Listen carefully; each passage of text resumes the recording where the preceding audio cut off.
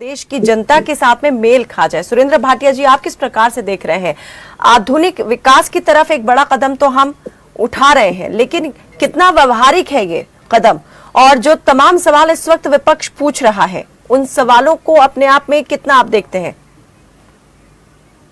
ऐसा कैनाथ जी, जो बात ओंकार सिंह जी कह रहे थे उसमें अनेक चीजें सच दिखाई देती हैं। हाइड्रोजन ट्रेन एक डेवलपमेंट की ओर एक कदम है, लेकिन जिस ढंग से भारतीय जनता पार्टी उसे ग्लोरी जैसे करती है, इवेंट मैनेजमेंट करती है।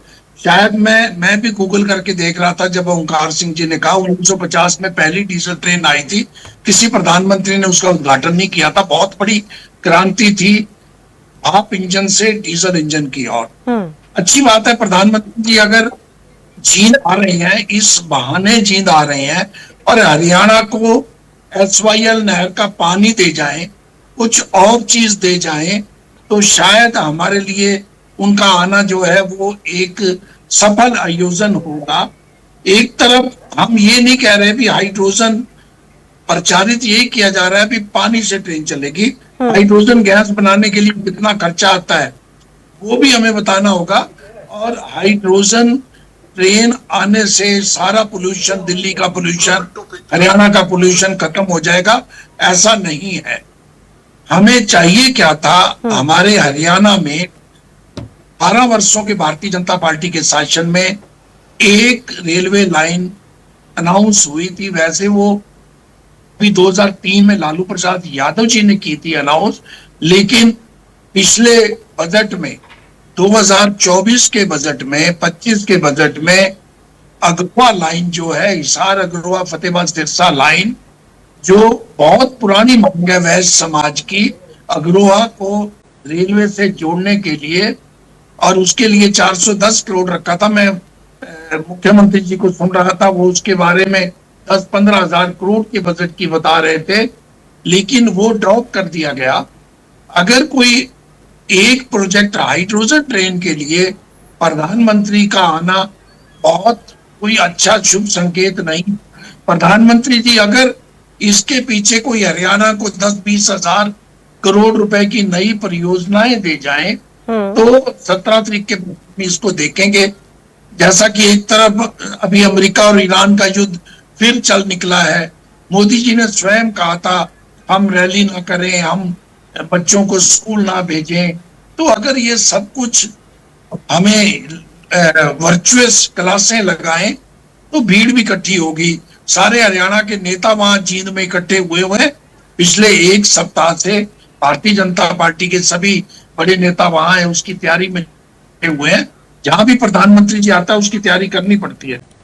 जो 1 किलोमीटर हाइड्रोजन है वो कितने में चलेगी भारतीय जनता पार्टी, इसके लिए बताए। क्या सिंपल पानी डालने से ट्रेन चलेगी?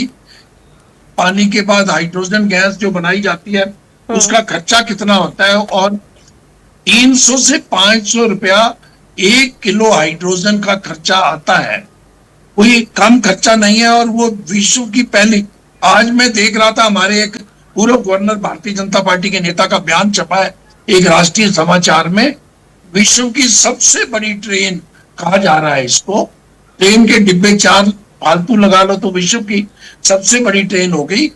भारतीय जनता पार्टी को हमारी और समस्याएं, जो ओंकार सिंह जी भ्रष्टाचार की समस्या है, प्रॉपर्टी आईडी की समस्या है, और जो कौशल विकास योजना के 1,20,000 कर्मचारियों को सैनी जी ने पक्का करने की बात की थी, उनकी समस्याएं हैं। हमारे पास कर्मचारी कम है और रोज पेपर लीक हो रहे हैं, कई अनेक समस्याएं हैं। सैनी जी वैसे भी 50% हरियाणा में और 50% आजकल पंजाब में रहते हैं। अच्छी बात है, वो पार्टी का काम करने के लिए पंजाब भी जाते हैं। लेकिन हाइड्रोजन ट्रेन अच्छी शुरुआत होते हुए मुझे ये लगता है प्रधानमंत्री जी को भी दिल्ली में बैठ के इसको वर्चुअस अगर हरी झंडी दिखा देते तो बहुत अच्छी बात होते। हमें पानी की जरूरत है, हमें फ्लड मैनेजमेंट की जरूरत है। इस समय हाइड्रोजन ट्रेन से ज्यादा हरियाणा का एक हिस्सा फ्लड में है और एक हिस्सा सूखे में है।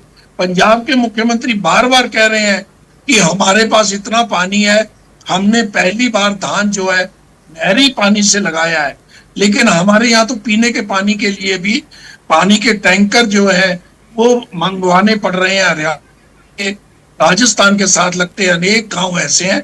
हमारी जो बुनियादी समस्याएं हैं उनकी तरफ भारतीय जनता पार्टी अगर ध्यान दे तो ज्यादा अच्छा होता। प्रधानमंत्री जी आ रहे हैं, उनका स्वागत है, देखते हैं, हो सकता है हमें सबको वो गलत साबित करते हुए हरियाणा के लिए बहुत बड़ी सौगात दे जाए, तो हम उसका स्वागत करेंगे निश्चित रूप से।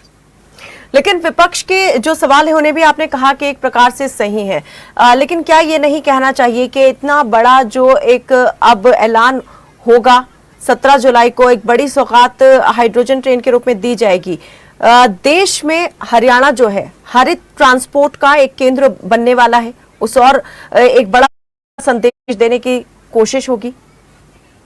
कैनाथ जी, हाइड्रोजन ट्रेन को मैं बहुत बड़ी सौगात नहीं मानता, मैं पहले कह चुका हूँ।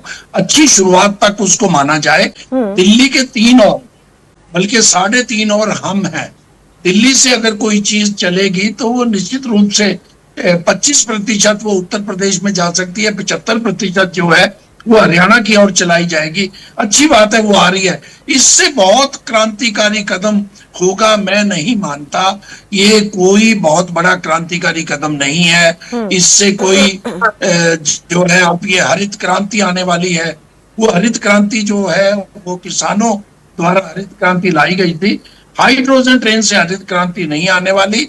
इसके लिए हमें जो चीजें चाहिए वो मैं अगर टाइम है तो 1-2 मिनट में बता देता हूँ। हमें चाहिए दिल्ली से कम करनाल तक एक फास्ट ट्रैक चाहिए। हमें दिल्ली से हिसार तक एक फास्ट ट्रैक चाहिए। हमें दिल्ली से बहादुरगढ़, दिल्ली से बल्लभगढ़ तक एक फास्ट ट्रैक चाहिए। दिल्ली के चारों ओर कम से कम 200 किलोमीटर तक, जिसको हमें एनसीआर कहते हैं, दिल्ली से जींद तक हमें एक ऐसी ट्रेनें चाहिए जो 45 मिनट में 1 घंटे में 200 किलोमीटर चले, ताकि दिल्ली पे बोझ कम हो, हरियाणा के लोग आराम से जा पाए। हमें पब्लिक ट्रांसपोर्ट चाहिए। हाइड्रोजन ट्रेन आई है, अच्छी बात है, लेकिन पब्लिक ट्रांसपोर्ट की इतनी कमी है, सड़कों की जो हालत है और जो सड़कों के ऊपर जिस ढंग से भीड़ है, गाड़ियों की भीड़ है, उसको कम करने की और कदम उठाना चाहिए। इस हाइड्रोजन ट्रेन को एक शुरुआत मात्र है। हमें और चीजें चाहिए, भ्रष्टाचार कम चाहिए, हमें पीने का पानी चाहिए, बुनियादी सुविधाएं चाहिए। जो काम भारतीय जनता पार्टी ने स्मार्ट सिटी शुरू किया था, क्या वो स्मार्ट सिटी बन गए हमारे शहर?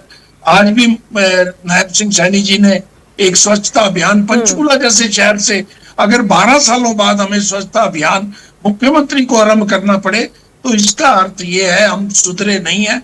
हम बीच में नागरिक भी हैं और अधिकारी भी हैं। हमें 12 सालों में मोदी जी ने स्वच्छता अभियान का एक कैंपेन चलाया था। हमें अब तक स्वच्छ हो जाना चाहिए था, लेकिन हमारे शहर पहले से ज्यादा गंदे हुए हैं। मिलेनियम सिटी गुरुग्राम पिछले दिन थोड़ी सी वर्षा में पानी से डूब गया। कुछ इलाके सड़कें जो हालात देखी हमने, तो हमें कुछ बुनियादी सुविधाओं की और जो है ना वो चीजें चाहिए। हमें हाइड्रोजन ट्रेन के साथ साथ उन चीजों की प्रायोरिटी होनी चाहिए। पीने का पानी चाहिए, भ्रष्टाचार बंद चाहिए, लोगों के काम होने चाहिए, लोगों को चक्कर काटने जो अधिकारियों के पास आना जाना पड़ता है उससे छुटकारा मिलना चाहिए। ठीक है, रमन जी एक छोटी सी बात कहना चाहूंगा प्लीज। ओमकार जी। कायनाथ जी, मेरी तो बेनती है बीजेपी के प्रवक्ता से, उनके